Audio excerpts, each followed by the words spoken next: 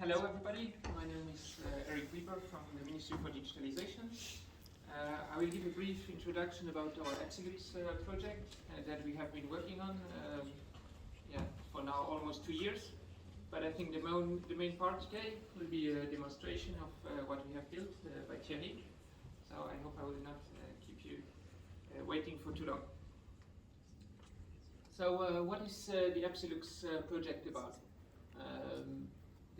The goal of the project was to demonstrate how we can issue digital diplomas on a European blockchain and store these diplomas in a wallet that is owned by the students. I think it's some of the concepts we have heard already this morning. How can you use blockchain to create trust? How do you avoid storing personal data on a blockchain? And how can you give the data back to the owner of the data? So there was a call for projects about a bit more than 2 years ago for a call for projects on the European level by the European Commission for co-funding. And here in Luxembourg we created a consortium between Infrachain and 2 research institutes, LIST and SMT from the University of Luxembourg, and the ministry itself. The project consisted to develop a project that uses the EBSI blockchain. Just a few words about it. It's a European initiative that for the moment is limited to the public sector. So the different use cases that have been developed are all linked to public entities.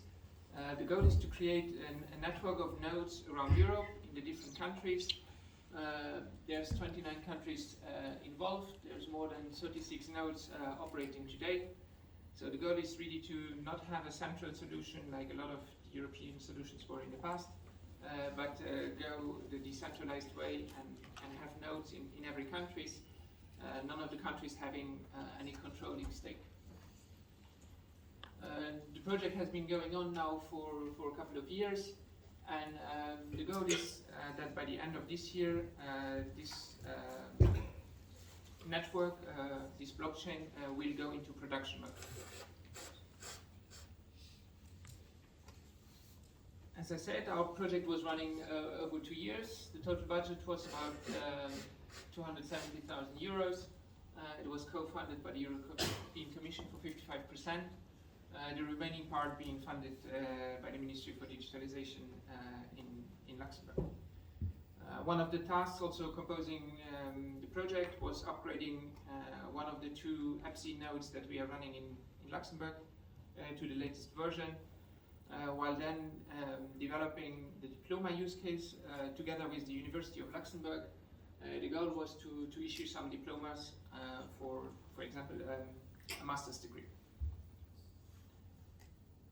Then there were the usual activities that we see in such programs, like capacity building, communication, and project management. So today is one of these dissemination events that we are organizing in the context of this project. Maybe to give you an overview of the different actors in such a project, to the people who are familiar with self-sovereign identity, digital wallets, this should look quite familiar. So in a digital identity project, you typically have 3 actors. On the left side, we see the issuer, which in this case would be the university issuing diplomas. In the middle, you have the user, the wallet holder, the student in this case, that has either an app on a phone or also a web wallet. Wallet meaning here something slightly different than what we typically see as wallets for cryptocurrencies. Maybe in some future we will see a convergence between wallets that hold certificates, attestations, and wallets that hold cryptocurrencies.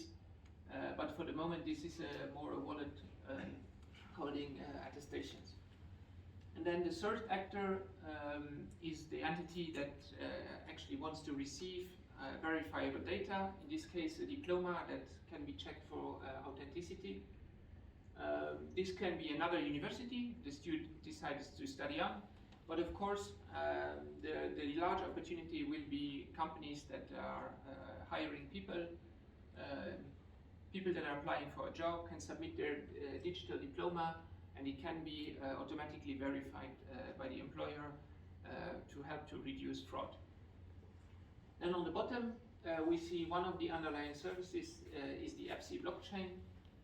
In this case, the blockchain is used for storing identifiers about the issuers. So typically all the European universities that are participating in this pilot, they have been registered on the blockchain, and the technical solution for the verifiers will use this information stored on the blockchain to verify the authenticity of the diplomas. I think it has been said a couple of times already this morning, we are not storing diplomas on blockchain. There's no personal data, no grades, nothing stored on the blockchain. The diploma is issued and the data is held by the student and transferred upon his own decision to an entity that wants to receive the diploma. Another item that is stored on the blockchain is the format of the diploma, the so-called data schemas. So they are publicly known, they are published on the blockchain and can be used for verifying the content of the diplomas. As you might see today, we have some people wearing the same t-shirts. We have, at the beginning of this year, organized a designathon. It was a 2-day event here in Luxembourg, where we were brainstorming about how we can bring this project further. I mean, university diplomas is only one example. It should be a placeholder for further ideas. How could it be?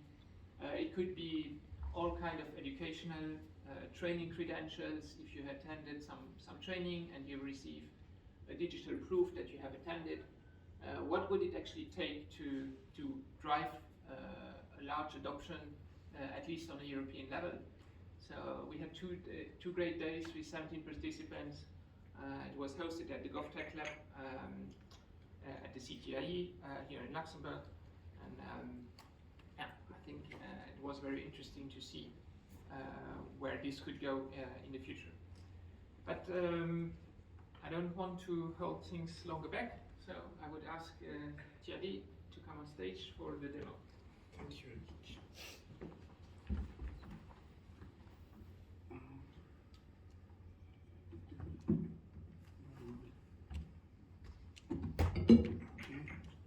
Just let me find the HDMI connection.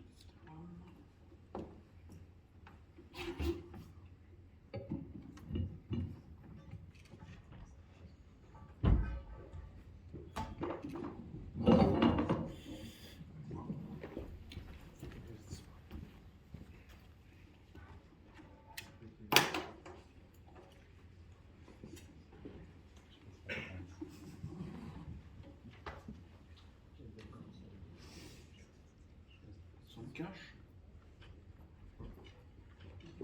Okay, thank you. So just now to show you what we put in place, at least in order to do the first implementation of this solution. So this chart to make the link with the last slide that Eric just showed you.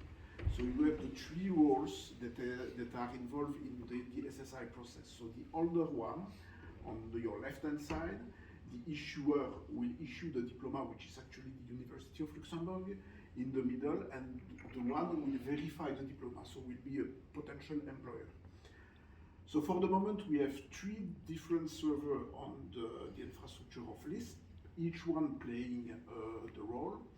Each one has its own user interface. Each one is running a backend, an open source backend. For this backend, we are actually working with a company called WaltID, who help us on this, who is providing an open source solution to be able to connect with the EBSI blockchain.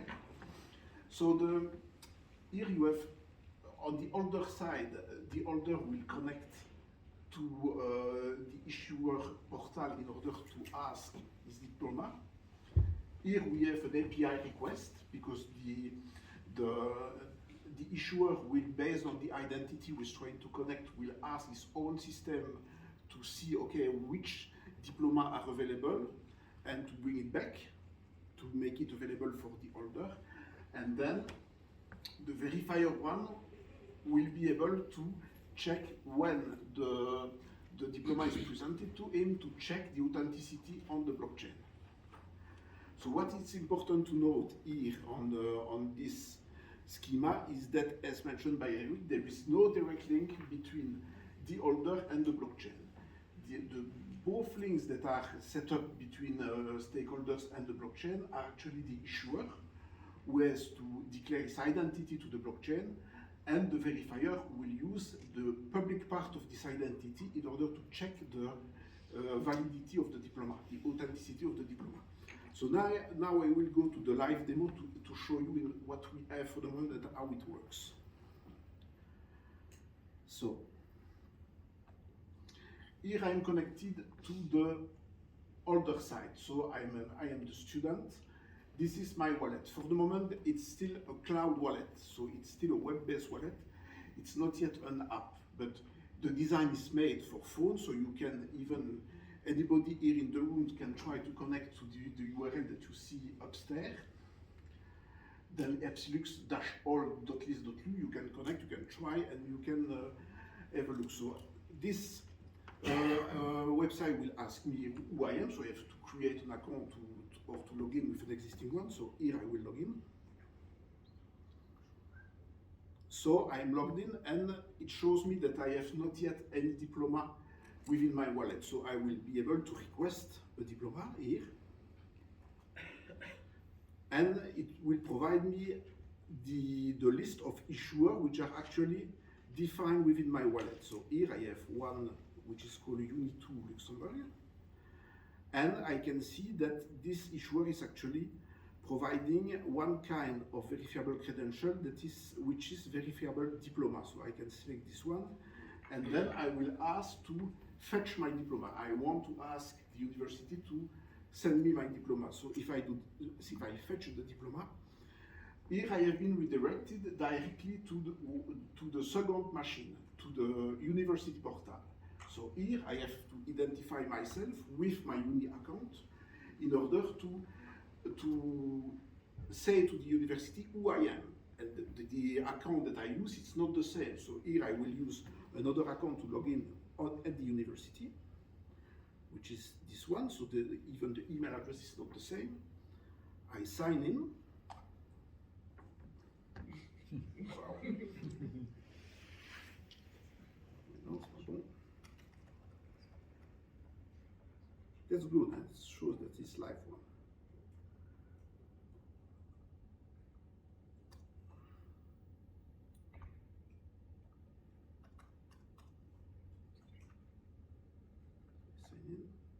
Okay, and it shows me that so, the university responded on this account there is one verifiable diploma available. So I have to select it because that's the only one. I can at least see what is it. So it's my diploma of Master in Computer Science. That's great. So, and I can ask the transfer. And then I am bringing it back to my wallet, and I have to accept this diploma within my wallet by clicking accept. And now I can see that I have this diploma within my wallet. Okay, so the diploma is there. So now the next step is I want to go to a potential employer, ask for a job, and to be able to present this. So here we have the third part. Now this is the detail of the diploma actually. I will discuss the QR code a bit later. So now here we are on the verifier side. So the URL is different. It's EBSILUX.vir for verifier, and you can see that the design is still light because both of them are intended to be deployed on the company side, so on the portal. So here, imagine I am somebody who tried to ask for a job, apply for a job at least, so we can imagine this kind of application on the website of List. Really, if they are again to install it, and then the system will ask me to log in to my wallet. Here I'm back to my wallet. I do not log in because there is a cache, so the browser already knows me and I don't have to log in again. So here you can see that I have the list of the diploma available, and I can select the one I want, and I can select the one and decide to share it. And when I share it, it's sent back to the university, to the verifier portal, and the verification on the EBSI blockchain is actually done. And so the last part I would like to demonstrate, if I can, it's the fact that for the moment I have only one potential issuer here within my wallet. But it might be possible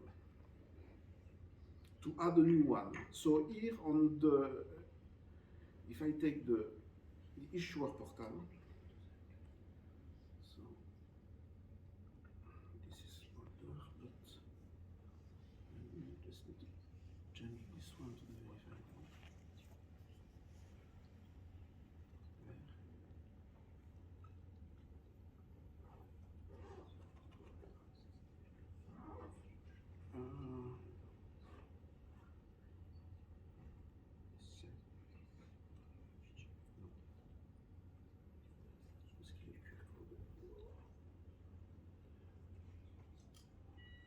Le parcours du QR code. Maybe just a few words while Terry sets it up. As you have seen, for the moment, we have hard-coded in the wallet one university, but that doesn't scale, of course. That makes it easier to make a demo. But basically, what you would normally do is you couple your wallet, you create a secure connection between your wallet and between either the issuer or the verifier. So what we have developed in addition is to demo how with the QR code you can actually couple with any third party and that has implemented the same protocols. So your wallet is not limited to a few hard-coded issuers, but basically you could connect, you could add at any point new issuers to your wallet. Okay, so here within my wallet, if I want to add a new issuer, I can add a new issuer. And I can actually scan a QR code. So here I have my cam. I am going to do an hardware test. So this QR code should be available on any issuer portal, in fact. So if I try that one.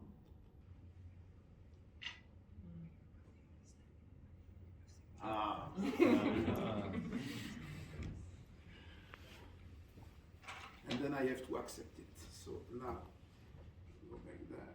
E5, for example. I have a question. Is this only for future diplomas or also for all past diplomas by the same issue? Can be. We are working with the university for the moment on university diploma, but it can be on different kind of diploma certificate. It's applicable to different. So here now I have two potential issuer available. So it took my issuer QR code. So yes, we have potential other application. Like different degrees, like it can be a certificate, it can be professional certificate, it can be depending on who will agree to be an issuer, who will accept it as verifier, etc., etc. But to reply to your question, of course, you could go back and issue to the diplomas to the people from the last 10 years and create like a large number of students that has this kind of diplomas, to make it more interesting for employers and HR departments or hiring portals to support the format. So it's perfectly possible to create the minimum scale So that's Okay. Will you also have like transcript inside the diploma that you can see? So all your grades and the subject? Then for the moment we so when the university put its identity on the blockchain, it has to also define the structure of the diploma, so all information that will be provided. And then the European Commission will continue to build what is accepted as an official schema, etc., etc. And we can imagine later on, okay, more information, less information, etc., etc. And can we imagine, for example, that you can share, for example, your bachelor degree for a potential master degree application? Or not? Yeah. Because most of the time it's two different diploma at the university. You can select which one you want to share or not. Yeah. I think the technical implementation is really a sample what kind of data you can transport this way and make it verifiable. But if you define any other data schema like a transcript or I don't know, that you have attended a certain language course or whatever, technically it's super easy to add this. It's just grabbing another data from another database and transforming it in the right format. What is really challenging is make, at least on a European level, all educational institutions agree on a format that is compatible. So we try to reuse, for example, work that has been done for Europass or for European learning model, so that the chance of choosing a format that could be widely accepted. So I think that's actually the larger challenge, and also getting universities to open their systems or integrate these modules for issuing. But once you have it, issuing multiple documents with different content is super easy. You could even imagine your student card being issued the same way into your wallet and present it where you need it. Yeah. Yeah. Is it to say that when you say that you need to have just approved formats, that it's quite a closed system designed for the specific use case that you have defined, or the EU, I don't know where that originates, or is it more an open project where you can say that you have defined certain metadata that you can refer to, put on a blockchain or understood blockchain, which is free for development. Let's say you can have initiatives of developing other forms of certificates of attendance or programs of this and this kind. That goes a bit quicker, because I guess it's quite a slow process of recognizing new forms of certificates and diplomas, that you need to wait an approval process for the format each time. I think at this point, so we are implementing the Diploma Use Case that is created by the European Commission. So we do not have the hand on everything. So for the moment, they have, yes, it's a schema based on metadata. It's something like an XML schema with all the information needed. And they have already provided verifiable diploma. They have some other already template for other kind of certificate.